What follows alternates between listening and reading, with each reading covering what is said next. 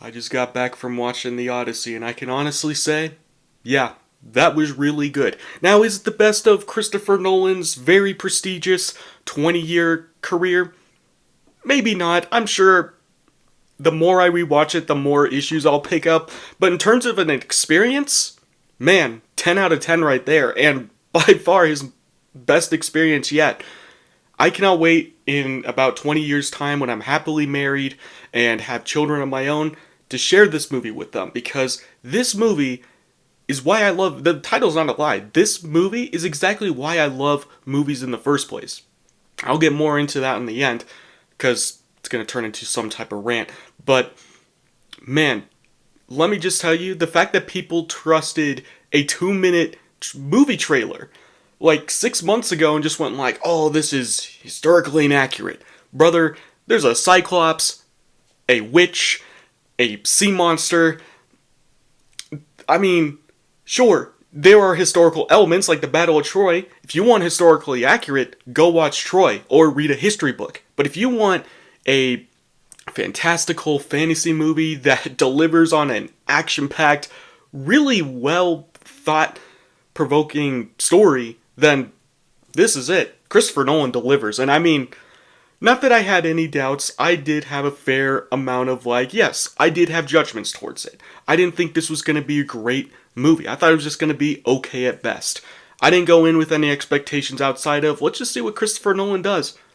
And boy, I'm glad that was my mindset going in, because this movie slapped hard, especially in IMAX. I'm still partially deaf. On top of that, I decided to go out with some friends because I was on the hype train a little bit. I decided to go out with a few friends of mine, and I was just I was already pumped up, going yeah, you know what? Let's go out, let's have a drink or two dedicated to Christopher Nolan, because, yeah, this movie was spectacular. In terms of the story, I'm sure I'll pick up more issues with it, but in terms of an experience, and even the story elements, how the movie is, presented, I have no notes. I legitimately have no notes. This movie was so much fun and so cool to watch. Now it goes without saying, I'm not going to be spoiling much about this movie, because this is a movie I encourage people to go see this movie in theaters. If you can afford it and it's available, definitely go see it in IMAX. Once the hype train dies down, because unfortunately the next couple of days, even though I have another ticket secured, yes, I do, because I want to take people to go see this movie, and come on, I gotta see this movie more than once in theaters. I mean, let's be real here. And I can afford it, no problem, so it's money I'd rather spend versus spending it on DoorDash or, food I'm gonna eat within 30 seconds after running. So there is that. Yeah, I'm not gonna spoil much about this movie because I want people to experience it for myself, but let me just give my overall thoughts on just the really cool stuff and just what stood out to me the most, because there is a lot to unpack here. Now let's just address the elephant in the room, because this has been a long time coming. Yes, I get it. Elliot Page, he's in this movie, and I get he's transitioning female to male. But you know what? He seems happy, and he doesn't seem like he's hurting anyone, so why should we get mad? He's in this movie, so what? And you know what? He does a pretty fine job. I think he did an excellent job playing this character that has a pretty good crux of the story dedicated to him, but not a whole lot of time. You're not going in thinking you're going to get his story, but it does develop his character, which in my opinion is pretty cool. Also, Lupita Nyong'o, she also got some unnecessary hate playing Helen of Troy. I thought she did a good job. I get it.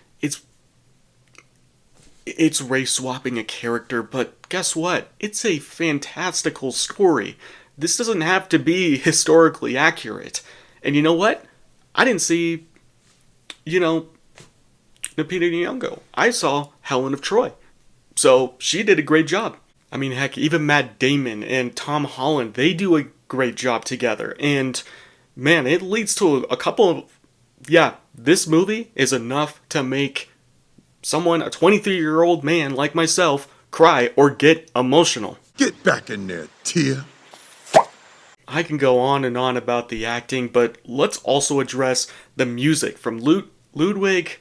I don't want to mispronounce his last name because he does a phenomenal job. He did the Oppenheimer soundtrack and the Mandalorian soundtrack. It's solid. I love his music, and you know what? He knocks it out of the park. And again, with a Christopher Nolan movie, I mean, man, he makes just the most like pulse pounding, thrilling soundtracks during any type of action moments. Like, I don't know how he does it. And like Christopher Nolan said in interviews, it is different. Like, the music isn't like, it's something you'd expect from a Christopher Nolan movie. And I mean, there are moments with, sequences in the movie, Christopher Nolan's direction, and Ludwig's music all combined, giving me like this movie had me just like had my heart beating out of my chest for 3 hours straight. Like, I mean, every single moment that they were working together in this movie, it felt like 3 hours of building up to an exciting action sequence, and as the action's happening, it keeps building up, and oh man, it leads to some. All I'm gonna say is, if back in December when Avatar 3 came out, and you saw like that early like first 5 minutes of the Odyssey, because it did show a sequence, and man, does the movie deliver that sequence and more. Like, man, even the invasion of Troy, that buildup of them trying to get the door open. I'm going to spoil this sequence here. I'm going to spoil a couple of good sequences here. But that buildup of the music going and them trying to open the door, invading Troy, and they're, trying their best, but they're getting hammered with arrows and people are yelling. That's the other thing, if I had to criticize, the action is a little bit blurry because the camera's shaking all over the place. So that, especially in the end, it does get kind of not grating, but the action could have used some work. But with some sequences in mind, there were a couple of moments where I was just like, it just seems like a blurry action sequence from a Marvel movie. But it still, didn't get me more excited, so I will admit that much. So there's obviously that sequence just knocks it out of the park. But another where, like I said, giant cannibals are going after them, and man, that is a scene. That was probably the moment that I just locked in. Oh, I mean, if I wasn't reclining back in my IMAX chair, I would have leaned forward, because man, that's when the movie picked up the pace. I mean, even when the Cyclops appeared, as horrifying as that was, like, you feel like claustrophobic, you get the tension of like, oh, they're in danger, they're trapped with this thing. It's a very uncomfortable moment, and it happens early in the movie, at the beginning of his journey, and then, it leads to a series of unfortunate events, and everything goes haywire. Then that's when they're just getting thrown all these different obstacles, preventing them from going home. And yeah, that cannibal giant sequence in the forest where soldiers are getting tossed in the air and breaking trees, and they're sword fighting. I mean, trees are exploding because of how massive these guys are, and the soundtrack is going nuts, and they're all it's a very thrilling sequence. I mean, just from me describing it, I'm not doing it justice. You just have to see it in the best theater with the best sound quality, because man, what an experience. And that's what and it's an hour in the movie, and I was just like, that's the moment. That was the moment that I told myself, yeah, this is the movie right here. This is going to be cool. This is going to be special. Now, I said I wasn't going to spoil much, but there's another sequence that, in my opinion, just straight up deafened me, where the men are going through a storm, and I mean, it is just like the waves are roaring, thunder's rumbling, lights are lightning's flashing, but obviously it's on the studio, so it's lights, but you know what? It's cool, it doesn't matter. And yeah, it is just the most deafening experience of just these men trapped in this storm. And essentially, I was going to say Mother Nature, but it's so clearly Poseidon. And it is just the most And it was frightening, in my opinion. Like, something like that is not I want to be a part of. And I mean, the waves, they look otherworldly. The way the waves sound when the boat's crashing into them, when wood splintering, it just sounds very otherworldly, like this monster or this beast is attacking them. And by the time it gets quiet, I'm just like, damn, that was loud. I mean, I could have like screamed, holy shit, and no one would have heard me because that's how loud it was.